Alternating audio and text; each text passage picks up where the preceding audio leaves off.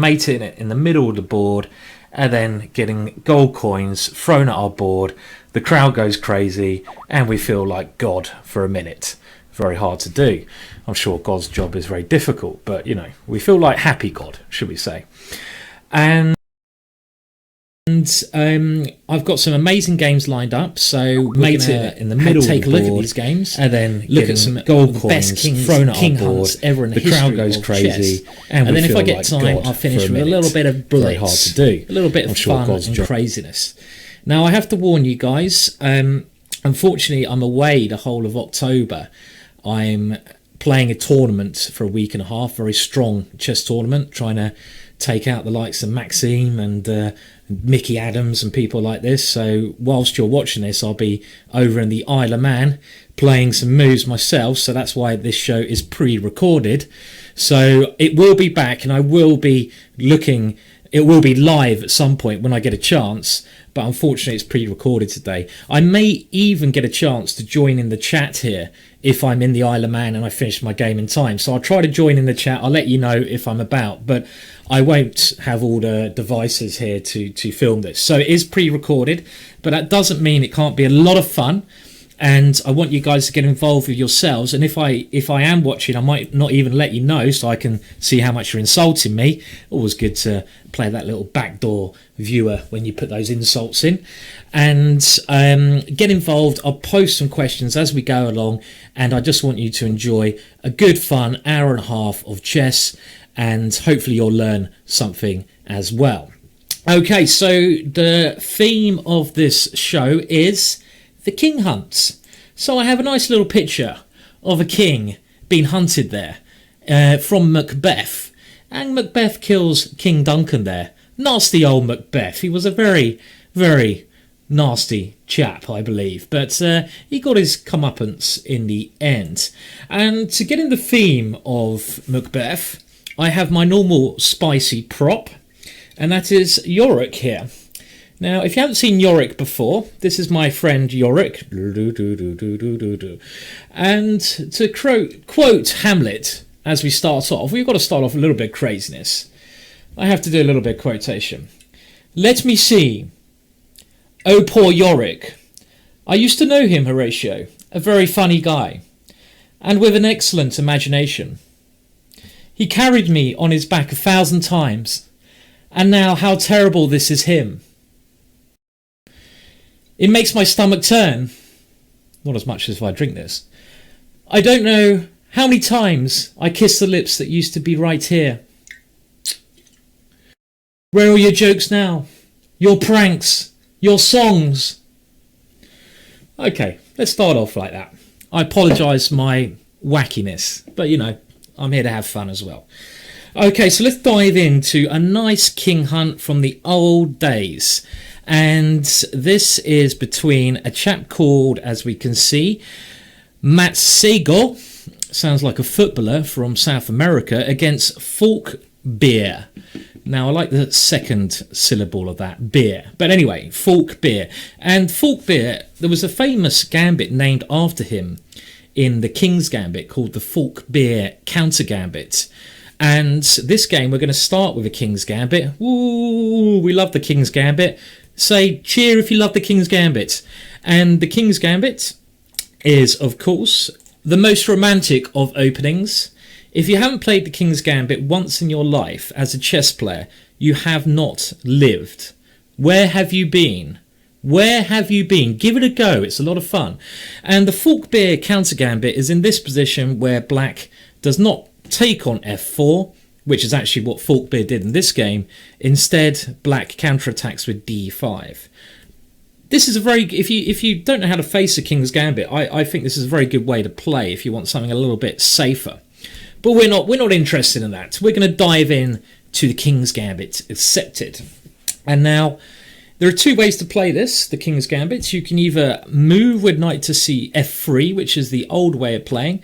And I'd say the modern way of playing is with bishop to c4. Now, if you want to have a deeper look at this opening, I've done a video series on it for premium viewers, which I guess most of you guys are. So if you go to the chess.com video library, you will be able to find my series on the King's Gambit, teaching you how to play this fun opening, and then you can be romantic yourselves. Okay, so the game continued. Knight to f3, g5, and this is one of the most critical ways of playing. And now h4. There are a lot of other ways to play this position. For example, I've actually suggested the line d4, g4, bishop c4 here, giving up your knight on f3 to get a quick attack. This is very interesting. But in the game, white did not play d4. He struck out with old Harry the h-pawn. So he played h4. And now Mr. Falkbeer, maybe after having a couple of beers, continued with g4. The white knight threw itself into the position with knight to e5, and we already have a very unique and interesting position here, where both kings are in some danger, and that is one of the great things about the King's Gambit. You get some great attacking chess. And here, knight to f6 played, black decides to develop. And now knight to c3. I don't really trust this move, knight to c3. I don't think this is the best move. Now d6 was played. And the problem is now this knight on e5 has to hop again. And we can't take on g4 now because black has two pieces defending that pawn. And a rule in the opening, so I'm going to give you little tidbits as I go along. Hopefully you can suck some of the information in that I'm trying to give you, is you shouldn't really move the same piece many times in the opening. This is a basic development rule. Try to avoid moving the same piece a lot of times. And here, the white knight has to move again, and it moves to the wrong area of the board. It moves over to the queen side, and that's not where the action is happening. So try to avoid this. Black now plays bishop to e7, and he's now lining up for some action against poor old Harry. Poor old Harry the h-pawn. So white takes the centre, d4. And now black plays a good move. Knight to h5. And there's a very juicy square on g3 for the knight. And also bishop takes h4. Hello, Harry, is lined up. So what does white do? Well, here the king hunt starts. Bishop to e2. Goodbye, Harry. Bishop takes h4 check. And the problem that white has now is that if king f1, knight to g3 is very dangerous. Well, it wins material. So the king goes to d2. Only in the good old days would you see chess like this. Queen to g5, bringing more firepower into the attack and threatening f3. So the king has to move again. King to d3. And now, I think if you saw my show from last week, I had the rule of crash, bang, wallop. Wham, bam, thank you, ma'am. And it was just wham, bang, crash, bang, kill, kill, kill. And the rule I had, which we're going to try to use today, is if you don't... First things you should look at when you're attacking is crash, bang, wallop moves. And if you don't have a crash, bang, wallop move, a knockout blow, you should bring reinforcements in. So chess is quite an easy game. I'm actually getting attacked by a wasp as I do this. So if I get stung, that could end the show or add to the entertainment. I'm not sure yet. Okay. Anyway, I think I've got wasp nests here somewhere. But anyway, on with the show. They don't scare me that much. So there's not an immediate breakthrough here. So you need to bring in your reinforcements. So knight to c6, threatening knight to b4 check. White stops this by playing pawn to a3. And now again, there's no immediate win. So black brings his reinforcements in, creates a threat. Bishop to f2, threatening the d4 pawn. And white is in all sorts of problems. This is the kind of position you wake up in cold sweats with if you're white. I mean, this is just, it's all gone horribly wrong. And I don't recommend playing the King's Gambit like this. You know, it's not the right way to play, obviously. So white tries to grab some material with knight to d5, and here the real fun starts. And when you're playing romantic openings, when you're attacking, material should be the least of your concerns. So black now takes on d4, and this gives him in some positions the e5 square for his knight, and this obviously sacrifices material. Knight takes c7 check, king to d8, and here maybe white should have grabbed on a8. Another little rule I give you guys is if your position is rubbish anyway, then you may as well grab material. Try to grab as much material as you can, because at least that way, if you somehow survive the onslaught, you're going to be a rook up.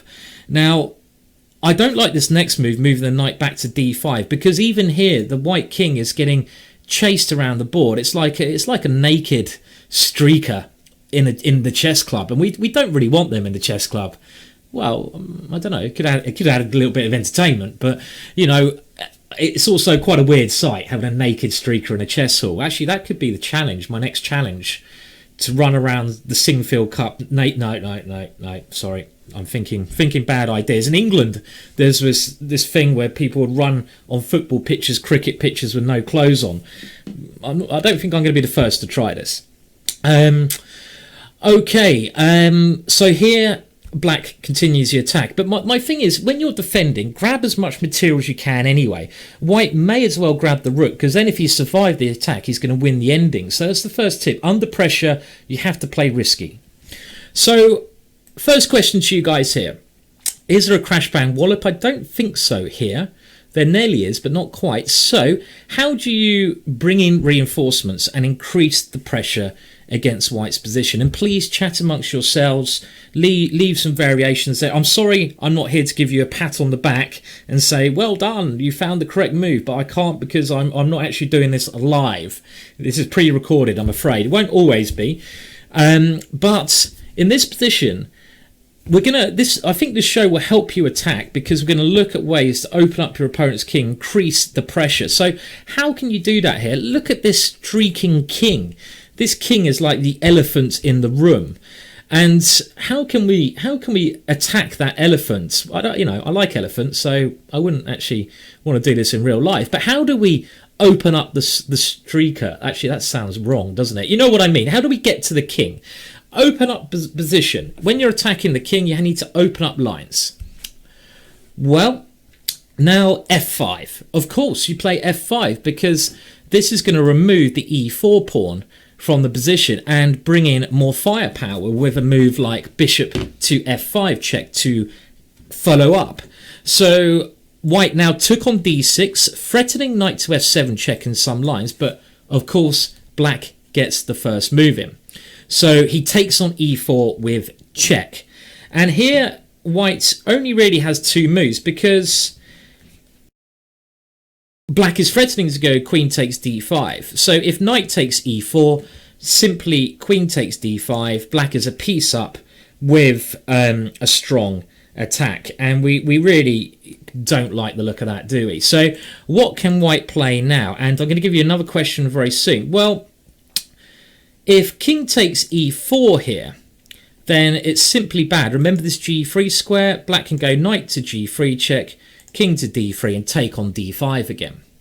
So that only leaves one possibility here. Oh, I love a good king hunt. King to c4. And now we come to the first tricky question. And when you're doing this, I know you don't have much time to solve these little puzzles I'm going to be throwing at you. But just try to do your best. And I'm trying to get your instinctive chess thinking to a better level. And I'm going to do this by just thinking out loud and looking for the most aggressive move. So here in this position, black can force checkmate with a stunning combination. Every move is a check. Every white reply is forced. So this is something you might be able to work out. So have a little think now. I'll give you a couple of seconds or maybe a little bit more and see if you can find the sequence. Now, when you're suggesting moves in the chat, try to suggest not just one move, but keep going down the line as deeply as you can, because we want to see the whole combination. You know, there's no point just seeing what's close to you. You have to see around the corner in chess as well. So that's not an easy thing to do. But obviously, one of the myths, or not myths about chess, but sometimes myth, because you can get lucky. But I mean, if you don't see the whole combination, go with your instinct. But one of the things they say about chess is, oh, chess players are so intelligent, they can see 100 moves ahead. Well, you have to be able to look ahead in chess, and it's a very good teaching rule for a number of things. So what is the correct way to force checkmate here? Really, really nice combination. Anyone got it? Anyone got it? Who's going to get a pat on the back from the Ginger GM? Who is? And by the way, I will be looking at the pre-recording of this, so I will keep an eye on who's awake and who's asleep here. Well, the pat on the back goes to anyone who found, and this is a long combination, it's an 8-move checkmate. It will get easier. Queen takes d5. Oh, what a beautiful way to start the sequence. So we're combining the queen's sacrifice. White only has one move. King takes d5. And now, of course, every move is a check. So what is the next check? Knight to f6 check. Give yourself an extra pat on the back if you found that. The king retreats to c4. So we bring another piece into the attack with check. Bishop to e6 check. King to b5. Oh, this is just beautiful. And now a6 check. White only has one move. King to a4. But this king is really not going to survive until winter. As they say in the Game of Thrones, winter is coming. So how do we continue the attack? Natural move here. b5 check. White has to take the pawn on b5. Only way to avoid mate. So he tries knight takes b5. Pawn takes b5 check. King takes b5. Now let's pause here and make it a little bit easier. Because of course, if you saw that previous combination all the way through, you're either a genius or you're cheating. One of the two. Now, in this position, this is a bit easier to work out what the checkmate is. Now, I'll give you a bit of time. It's black to play and to checkmate in, I believe, let me just get this right, 3 moves. And every move is a check. So I'll give you, again, 5-10 seconds and see if anyone can solve this one. A little bit easier, this one. Good luck, guys. So here we go. Here we go. Come on, guys. Can you get it? Can you get it? Remember, look for the crash, bang, wallop moves. I'm trying to reinforce this into your brain by, if you can't see the win, bring the reinforcements in. But look for the forcing moves first. Smash, bang, you know, smash and grab, you know, all these kind of moves. Where is it? Rook to a5 check. Forcing the white king further into no man's land. King takes c6, only move. And now, well, there's probably a couple of ways to checkmate here. I mean, bishop to d7 check looks very close, but after king to this square, do we have checkmate here? Well, yes, we have a very nice checkmate. Oh, this is beautiful. Rook to a7 check, king to b8. And what move is checkmate here? Checkmate in one move. It's a pretty one. How many times in chess do you get a chance to checkmate by moving your king? Has anyone ever done that before? Checkmate by moving your king?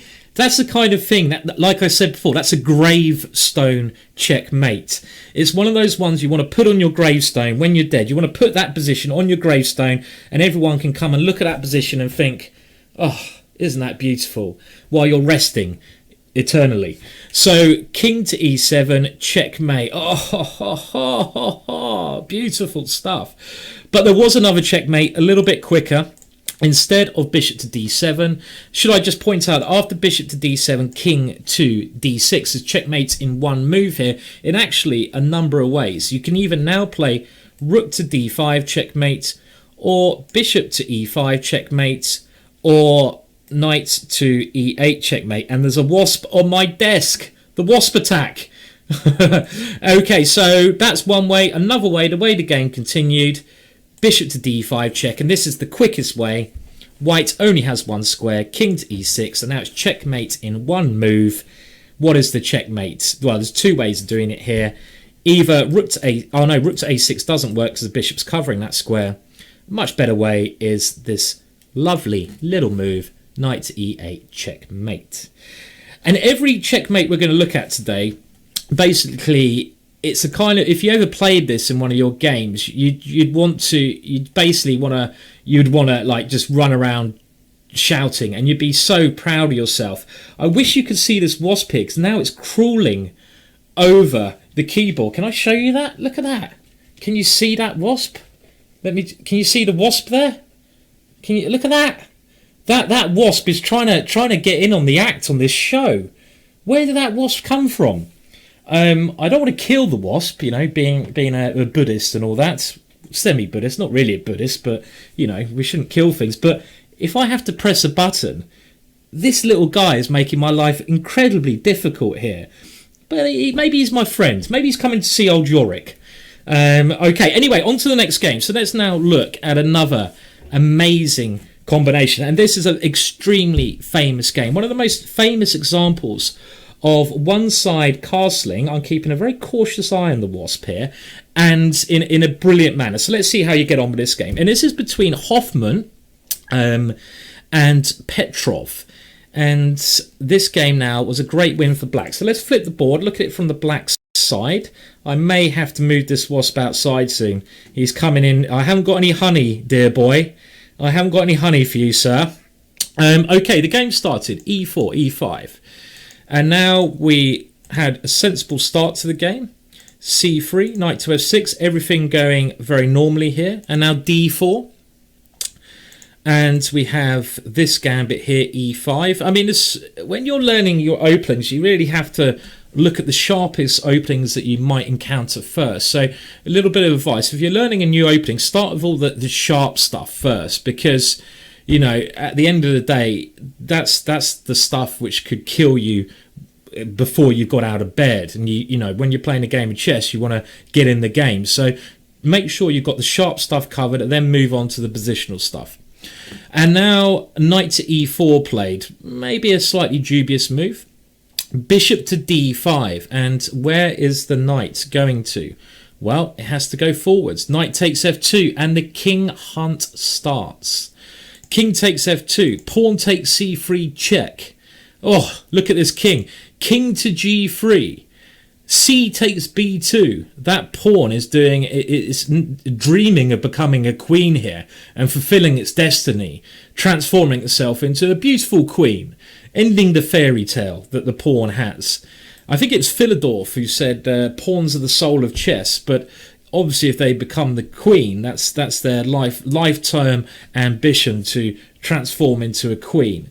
And okay, bishop takes B2, and now how can we improve this position? So, oh, this wasp is getting near my mouse now. Go away, dear wasp. Okay, so this position, let's go back to the crash bang wallop move while I try to save myself from this drunk wasp. So the crash bang wallop move is, if you don't have a crash bang wallop, you move on to bringing in reinforcements. So you're black here. You've sacked a piece. Your opponent's king is a little bit bare. Can you crash bang wallop here? If you can't see a way to crash bang wallop, reinforcements are needed. So how do you get your reinforcements around in this position? There's not a crash bang wallop, so you need to bring your pieces in towards the white king. So the next move, nice move. Knight to E7. I like this move. The knight wasn't doing anything on C6. And this knight is now coming over to F5 to attack the white king. So nice move. And after this, white played knight to G5.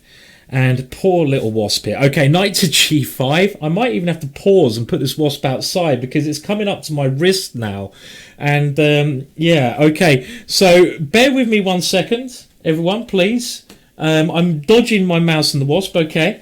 Knight to G5. I'm going to play a couple more moves here. Knight takes D5 played. And now white tries to start a counter-sacrifice with knight takes F7. But here, quite one of the most astonishing moves in the history of chess. And it looks like white has got things under control now. Because, of course, if black takes on F7, he's going to run into queen takes D5 check. And then queen takes c5. And of course, in that position, black's in all sorts of problems. So we cannot allow that to happen. So while I leave you with this position, I'm just going to try to move my friendly wasp outside the room. So it's black to play here. Discuss amongst yourselves. How can you improve? Is there a crash bang wallop? If not, in the bizarrest of ways, how can you increase the pressure in this position. And now, while you think about this position, I'm going to attempt to move our waspy here out of the window so it can have a better life, and so I'm not freaked out for the rest of this hour and a half. So have a think about that position while I do some wasp manoeuvring. If I get stung, then the show may be over. Okay, so good luck, guys. It's a good thing I'm wearing trousers today, because I often don't wear trousers. Oh no, you're getting your stinger out. Calm down, boy. I often don't wear trousers when I'm doing this, which would be horrible. Whoa. Come on, it's okay. So have a think about this position. I bet you've never seen this in chess commentary before. A wasp coming in to ruin the show. There is the wasp. Can you see little waspy there? Okay, there you go. Oh, no. Cling on. And, okay, there you go. Off you go. There you go. Go and fly away. Whew, okay. So, that doesn't happen every day in... you never see that in CNN, will you? Or the news desk, I know Danny Wrench is a lot more professional at this, but what can I do? Okay, so did anyone get the move here? The move was... unbelievable. Castles, kingside, and we have another example of black castling in a simply astonishing way here. And now the king hunt continues. So what can white do? White has two choices: to take the queen, which he did in the game, or to take the knight. Now, if he had taken the knight here, then rook takes f7, and now, well, white has to try to take on c5 here. But this is going to end up in checkmate, and it should be quite easy to see that it's checkmate in 3 moves here. So I'll give everyone a chance to try to work that one out. How do we checkmate in 3 moves here?